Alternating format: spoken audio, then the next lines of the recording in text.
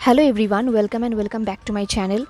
तो आज के पार्ट स्टार्ट करने से पहले मैं आपसे कुछ कहना चाहती हूँ कल के बारे में। मैंने कल एक पोस्ट डाला था तो मैं उसके बारे में ही बोलने वाली हूँ। आप चाहो तो स्किप कर सकते हो, मैं टाइम स्टैम्प दे दूँगी, बट मैं चाहती हूँ कि आप ये सुनो क्योंकि ये बहुत ही इम्पॉर्टेंट है। ये आप में से किसी के साथ भी हो सकता है अगर आप यूट्यूबर हो तो कल मिडनाइट को मुझे एक मेल आया था। वहाँ पे लिखा हुआ था कि मुझे इस चैनल पे एक कॉपीराइट क्लेम मिला है। तो गाइस, कॉपीराइट क्लेम तो मिलता रहता है, इसमें कोई बड़ी बात नहीं है एंड इस पे चैनल पे कोई इफ़ेक्ट भी नहीं पड़ता। बट मुझे ये देख के बहुत ही अजीब लगा था कि मुझे कॉपीराइट क्लेम मिला है, क्योंकि मैं इस चैनल पे जो कुछ भी यूज़ करती हूँ वो सब कुछ मैं लीगली करती हूँ। मैं ओनर के परमिशन से करती हूँ या फिर मैं उन्हें क्रेडिट दे देती हूँ। तो इसमें कॉपीराइट मिलने का कोई चांस ही नहीं है। तो मैंने ठीक से चेक किया तो मुझे म्यूज़िक पे कॉपीराइट मिला था एंड वो म्यूज़िक नो कॉपीराइट म्यूज़िक था, वो कोई भी यूज़ कर सकता है एंड मैंने उसका क्रेडिट भी दे दिया था। मैं हर एक वीडियो पे म्यूज़िक का क्रेडिट दे देती हूँ, आपको पता है, बट फिर भी मुझे कॉपीराइट मिल गया। तो मैंने ठीक से चेक किया तो मैंने ये देखा कि वो कॉपीराइट जिसने दिया है वो म्यूज़िक के ओनर नहीं था, कोई और था। उसका नाम है बिलीव म्यूज़िक। आई होप आपने सुना होगा इसके बारे में। तो मैंने कॉपीराइट हटाने के लिए ऑफकोर्स अप्लाई किया है। तो उस वीडियो का मोनेटाइजेशन ऑफ हो गया, मतलब उसका मोनेटाइजेशन ऑन तो है बट उसका रेवेन्यू मुझे नहीं मिलेगा, उस बिलीव म्यूज़िक को मिलेगा। तो मुझे ये बहुत ही अजीब लगा। तो मैंने म्यूज़िक के ओनर के साथ भी बात किया, मैंने उनके वीडियो पे कमेंट किया कि मुझे कॉपीराइट मिल गया। उस म्यूज़िक को मैंने बहुत सारे वीडियो पे यूज़ किया है क्योंकि वो नो कॉपीराइट म्यूज़िक था एंड ओनर ने कॉपीराइट नहीं दिया था। तो इसलिए मैंने यूट्यूब पे सर्च किया इसके बारे में। तो मैंने देखा कि ये कंपनी बिलीव म्यूज़िक एक स्कैम है। ये फ्रांस का एक कंपनी है जो लगभग सबको कॉपीराइट देता है। जिनके वीडियोस बहुत ज़्यादा वायरल होते हैं या फिर जिनके वीडियोस में बहुत ही ज़्यादा व्यूज़ आते हैं, तो वो उनके वीडियोस पे या फिर चैनल पे कॉपीराइट क्लेम या फिर स्ट्राइक दे देते हैं। इनफैक्ट जिनके लिए वो स्ट्राइक देते हैं या फिर क्लेम देते हैं, जिन म्यूज़िक के लिए, वो म्यूज़िक को वो लोग ओन भी नहीं करते, वो म्यूज़िक किसी और का है, बट फिर भी वो लोग स्कैम करके ये सब कर देते हैं। इसके लिए बहुत लोगों ने इसके लिए रिपोर्ट किया था बट यूट्यूब ने अभी तक कोई भी स्टेप नहीं लिया। मैंने सर्च किया और मैंने देखा कि ये चीज़ लगभग 2-3 सालों से चल रहा है। बहुत सारे लोगों ने इसके लिए वीडियो भी बनाया है यूट्यूब पे, बट अभी तक यूट्यूब ने कोई भी स्टेप नहीं लिया। उनका फ़ायदा ये होता है कि वो लोग हमारे वीडियो पे ऐसे क्लेम कर देते हैं एंड हमारे वीडियो पे जो भी रेवेन्यू या फिर जो कुछ भी होता है वो सब कुछ उनके पास चले जाता है। हार्ड वर्क हम लोग करते हैं एंड वो सारे रेवेन्यूज़ वो लोग यूज़ करते हैं, उनके पास चले जाते हैं। तो मैंने ऑलरेडी इसके लिए डिस्प्यूट कर दिया है, मैंने क्लेम हटाने के लिए बोल दिया है। तो ये मेल उनके पास जाएगा यूट्यूब की तरफ से, तो वो लोग और भी ज़्यादा मुझे क्लेम कर देंगे एंड मेरे चैनल पे शायद स्ट्राइक भी दे देंगे, क्योंकि ये तो उनका स्कैम है। तो वो लोग शायद ये सब करेंगे। तो इसलिए मैंने कल पोस्ट डाला था कि आप लोग मेरे सेकेंड चैनल पर सब्सक्राइब करके रखो, क्योंकि बाई एनी चांस ये चैनल बंद हो जाए तो मुझे आपको अपडेट तो देना पड़ेगा ना। बहुत सारे लोगों के साथ ये सब हुआ भी है। उन लोगों ने बहुत सारे लोगों को स्ट्राइक दे दिया है, बड़े बड़े यूट्यूबर को स्ट्राइक दे दिया है एंड 3 स्ट्राइक मिलने से आपका चैनल बंद हो जाता है। तो मे बी वो लोग मेरे साथ भी ऐसा कर सकते हैं। तो सेफ्टी फर्स्ट, इसलिए मैंने आपको कहा कि मेरे उस चैनल पे सब्सक्राइब कर दो, ताकि अगर कुछ भी हो जाए तो मैं आपको वहाँ पर अपडेट दे सकूँ। तो मैंने उस चैनल का लिंक डिस्क्रिप्शन में दे दिया है, आप प्लीज़ चेक कर लेना एंड सब्सक्राइब कर देना, ठीक है, ताकि मैं आपको अपडेट दे सकूँ। मतलब कुछ भी एक ऐसा प्रॉब्लम क्रिएट हो गया है जिसका मेरा कोई गलती भी नहीं था, मतलब फॉर नो रीज़न। क्या कहूँ, अब यूट्यूब का कोई स्टेप लेना चाहिए इसके लिए। तो गाइस, एज अ यूट्यूबर मैं आपको सिर्फ यही एडवाइस करना चाहती हूँ कि अगर आपके पास यूट्यूब चैनल है या फिर खोलने की सोच रहे हैं तो आप एक बैकअप चैनल भी रख लेना, ठीक है। उन लोगों ने मेरे सेकेंड चैनल पे जहाँ पे मैं कॉमेडी वीडियोज़ बनाती हूँ, वहाँ पर भी उन लोगों ने क्लेम डाल दिया है। तो मैं आपको यही एडवाइस करूँगी कि हमेशा एक बैकअप चैनल रख लेना, क्योंकि कब क्या हो जाए पता नहीं, स्पेशली इन स्कैम के वजह से। So be careful and Crime Patrol dialogue, सावधान रहिए, सतर्क रहिए। ओके, चलो शुरू करते हैं आज का लास्ट पार्ट। बहुत ही ज़्यादा बातें हो गई बट ये सारी बातें इंपॉर्टेंट था तो करना ज़रूरी था। ओके, तो प्रीवियस पार्ट में हमने देखा था कि लंचन एंड वुइंग ने एक दूसरे के साथ एक रोमांटिक टाइम स्पेंड किया एंड सुबह होने से पहले विंग लंच के ऊपर एक स्लीपिंग तलिस्मा लगा के वहाँ से चला गया। आज विंग का जेबोजुन का शादी है। सब लोग एंसेस्टर हॉल में उनका वेट कर रहे हैं। अब जेबोजुन एंड विंग एक दूसरे के हाथ पकड़ के रूम के अंदर आ रहे हैं। विंग का हार्ट बीट फास्ट हो गया था। उसकी आंखों से आंसू निकलने लगा। वो लंजा के टच को भूलने की कोशिश कर रहा था, पर वो भूल नहीं पा रहा था। उसके हाथ पैर कांप रहे थे। ये देख के ज़ेबोचुन ने उइंग के हाथ को स्क्वीज़ किया और कहा, आशियान, सब कुछ ठीक होगा। ये सुन के उइंग सोच रहा था, क्या कभी ठीक भी होगा? ऐसा कभी भी नहीं हो सकता। उइंग सोच रहा था कि वो अपने वेडिंग नाइट पे अपने हस्बैंड को क्या कहेगा जब उनको उसके बॉडी में लव मेकिंग के मार्क्स दिखेगा। वो अपने हस्बैंड को सच कैसे बोलेगा? उसे ये सोच के डर लग रहा था कि शायद इसके बाद से ज़ेबोचुन उसकी तरफ कभी भी स्माइल नहीं करेंगे। उनके फेस में वो स्माइल कभी भी नहीं रहेगा। वो शायद उइंग से ठीक से बात भी नहीं करेंगे, क्योंकि उइंग ने बिट्रे किया है। अब कुछ भी नहीं हो सकता। अब शादी स्टार्ट होने ही वाली थी, तभी पीछे से किसी ने ज़ोर से कहा, रुक जाओ। ये आवाज़ सुन के उइंग का पूरा बॉडी कोल्ड हो गया। उसके बॉडी में गूज़बम्स आ गए। वो सोच रहा था, ये कैसे हो सकता है? ये तो लंचा का वॉइस है। लंचा यहाँ पर कैसे आ सकता है? उइंग ने तो एक तलिस्मा लगा दिया था उसके ऊपर। अब उइंग क्या करेगा? लंचा कैसे आने से सब लोग बात करने लगे वहाँ पे, क्योंकि सब लोग बहुत ज़्यादा सरप्राइज एंड शॉक्ड हो गए थे। लानकुरन ने देखा कि उसका नेफ्यू बहुत ही मेसी है, उसका ड्रेसअप मेसी है, उसका हेयर मेसी है। वो पहली बार अपने नेफ्यू को ऐसे देख रहे हैं। लानकुरन ने गुस्से में कहा, वांग जी, इसका क्या मतलब है? मैं तुम्हारे लेटनेस को माफ़ कर सकता हूँ, बट तुम अपने भाई की शादी में इंटरफेयर करना क्यों चाहते हो? तभी लंजा अपने घुटनों पे गिर गया। ये देख के लानकुरन ने कहा, लांग वांग जी। लानकुरन बहुत ही ज़्यादा गुस्सा हो गए थे। उन्होंने ऑलमोस्ट अपना वेपन निकाल लिया था। वो लंजा की तरफ बढ़ने ही वाले थे, बट ज़ेबोचुन ने रोक लिया। इस तरफ उइंग का हाथ पैर कांप रहे थे बहुत ही ज़्यादा।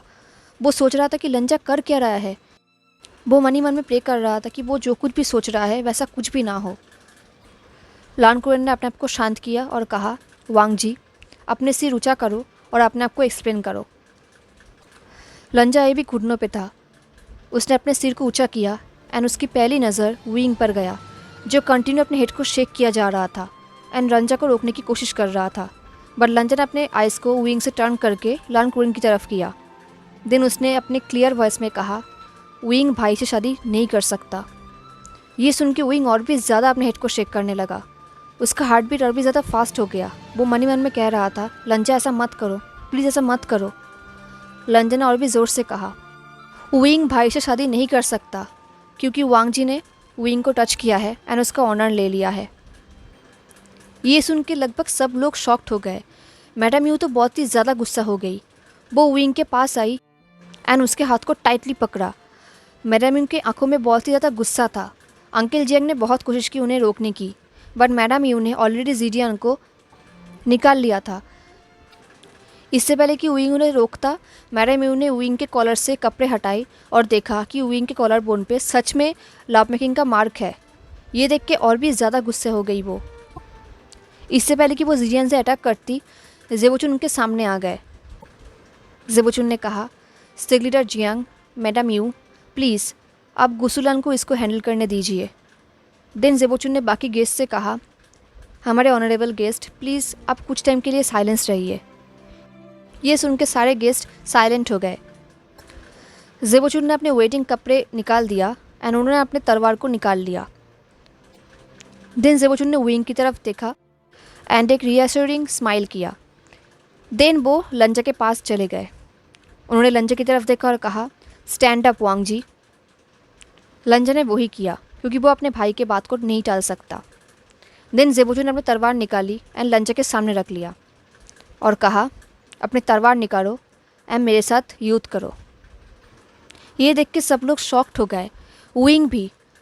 इससे पहले कि उइंग उनके पास जाता, जियांग चेन एंड जिन जिशुआन ने उसे पकड़ लिया ताकि वो उनके पास ना जा सके। लानकुरन ने अपने हेड को शेक किया। ज़ेबोचुन ने कहा, अपने तलवार निकालो वांग जी। कुछ टाइम के लिए लंजा अपने भाई को देखने लगा एंड इस तरफ बाकी सब लोग सोच रहे थे कि ऐसा कैसे हो सकता है। ट्विन जेट्स ऑफ गुसु एक दूसरे के साथ लड़ेंगे, वो भी शादी में। लंजा ने ज़ेबोचुन को ध्यान से देखा।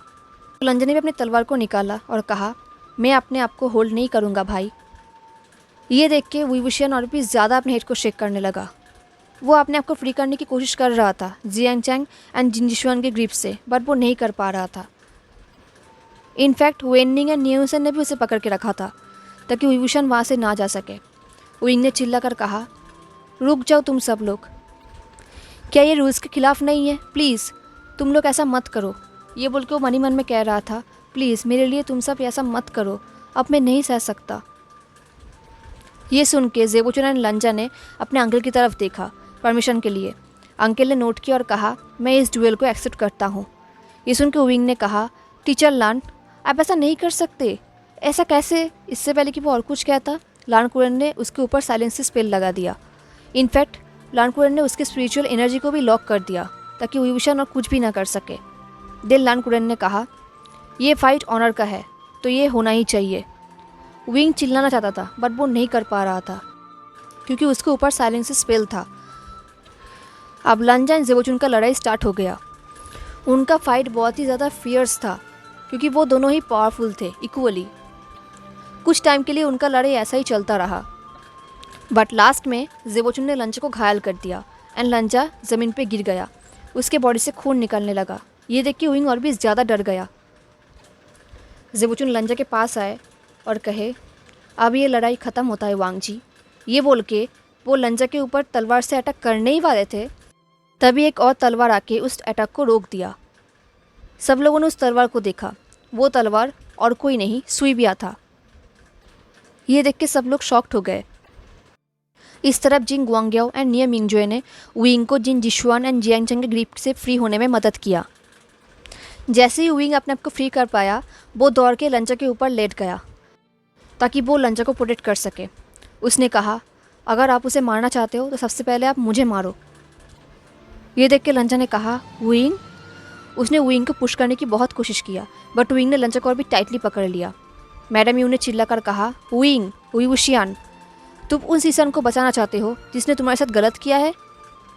तभी विंग ने कहा, उसने मुझे कहीं भी फोर्स नहीं किया, वो कहीं भी किसी को फोर्स नहीं कर सकता। ये सुन के मैडम यू और भी ज़्यादा गुस्सा हो गई, बट अंकल जियांग ने उन्हें संभाला। ज़ेबोचुन उन दोनों के और भी क्लोज आ गए। विंग ने अपने आंखें बंद कर लिया क्योंकि उसे लगता था कि ज़ेबोचुन अभी उनके ऊपर अटैक करने वाले हैं, बट टू हिज सरप्राइज ऐसा कुछ भी नहीं हुआ। ज़ेबोचुन ने एक हाथ लंजा के चीक में रखा एंड दूसरी हाथ विंग के चीक में। देन ज़ेबोचुन ने कहा, ऑनेस्टली अगर तुम दोनों एक दूसरे के साथ बहुत पहले से ऑनेस्ट रहते तो इतने लोगों को इतना सफ़र नहीं करना पड़ता। ये सुन के विभूषण और लंजा बिल्कुल ही शॉक्ड हो गए। उन लोगों ने ज़ेबोचुन की तरफ देखा। उनके आइज़ में लव था। ज़ेबोचुन ने कहा, अगर वांग जी राइट टाइम पे ऐसे इंटरफेयर ना करता तो मैं तो कुछ और करने वाला था इस शादी को रोकने के लिए, बट फाइनली मुझे ऐसा कुछ भी नहीं करना पड़ा। ये सुन के विंग ने कहा, सिचेन गग्गा। लंजा ने कहा, भाई। ज़ेबोचुन ने कहा, आशियान, वांग जी, डरो मत, सब कुछ ठीक होने वाला है। ये बोल के ज़ेबोचुन ने अंकल की तरफ देखा एंड ड्रामेटिकली कहा, मेरा छोटा भाई कितना काइंड है जो उसने मुझे कवर करने के लिए ये सब किया। ये सुन के अंकल ने कहा, सिचेन। ज़ेबोचुन ने कहा, अंकल, सेक्रेटरी जियांग, मुझे माफ़ करना इसके लिए, बट मेरा छोटा भाई वांग जी ने मेरे ऑनर को प्रोटेक्ट करने के लिए ये सब किया है, मुझे माफ़ करना। ये देख के लंजा एंड विंग दोनों ही शॉक्ड हो गए एंड सारे गेस्ट भी। सब लोग एक दूसरे के साथ बात करने लगे। तभी ज़ेबोचुन ने कहा, मैं लान हुआन, लान सिचेन, इस शादी को रोकना चाहता हूँ क्योंकि मैं किसी और से प्यार करता हूँ। आई एम सॉरी आशियान, मुझे तुम्हारे साथ पहले से ही ऑनेस्ट रहना चाहिए था, बट आई होप तुम मुझे माफ़ कर पाओगे। ये देख के लानकुरन और भी ज़्यादा गुस्सा हो गए। वो ऑलमोस्ट फेंट होने ही वाले थे। उन्होंने कहा, सिचेन तुम।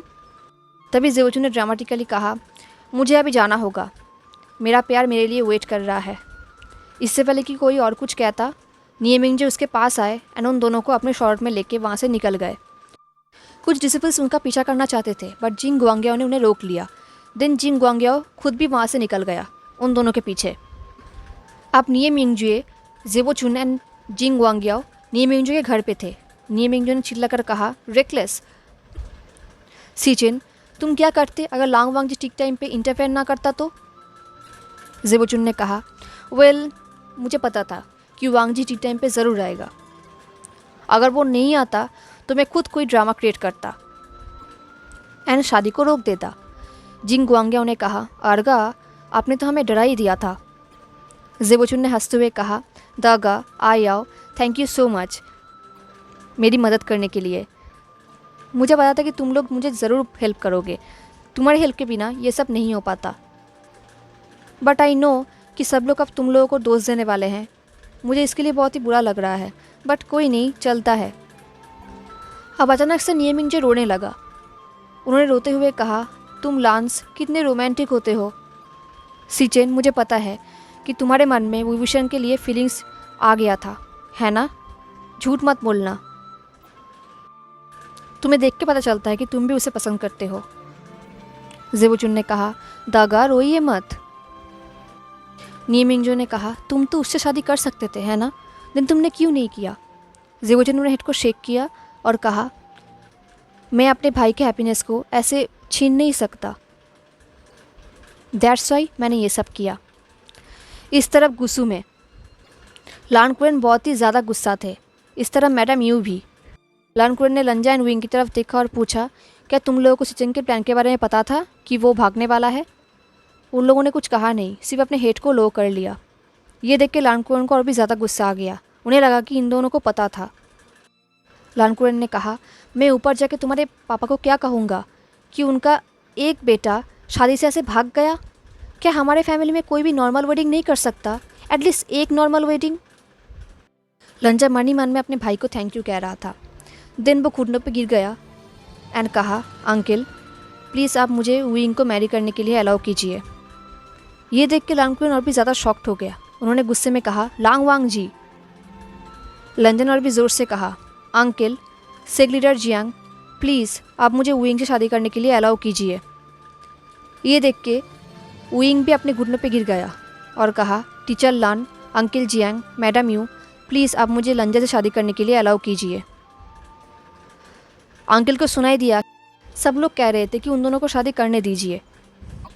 ये सब देख के अंकल की सिर में दर्द होने लगा। तभी मैडम यू ने कहा, विंग विवुशियान अपने सिर ऊंचा करो।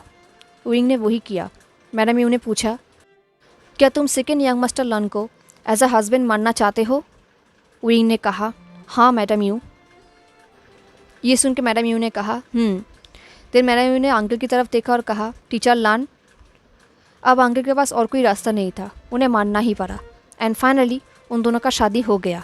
इस तरफ नियमिंगजू के घर पे नियमिंगजुए, ज़ेबोचुन एंड जिंग गुआंग्याओ लंजा एंड विंग के शादी के सेलिब्रेशन के लिए वाइन पीने लगे। वो तीनों शादी देख तो नहीं पाए, बट उन तीनों को पता है कि शादी होने वाला है एंड वो तीनों बहुत ही ज़्यादा खुश थे। एंड इसी तरीके से हमारा ये फैन फिक्शन भी ख़त्म होता है। तो गाइस, कैसा लगा आपको ये फैन फिक्शन? मुझे ज़रूर बताना। हाँ, एंड अगर आपको ये फैन फिक्शन अच्छा लगा हो तो, एंड स्पेशली ये पार्ट अच्छा लगा हो तो लाइक, कमेंट, शेयर, सब्सक्राइब जरूर करना। मिलते हैं नेक्स्ट फैन फिक्शन में, तब तक के लिए tata, take care, stay safe, bye.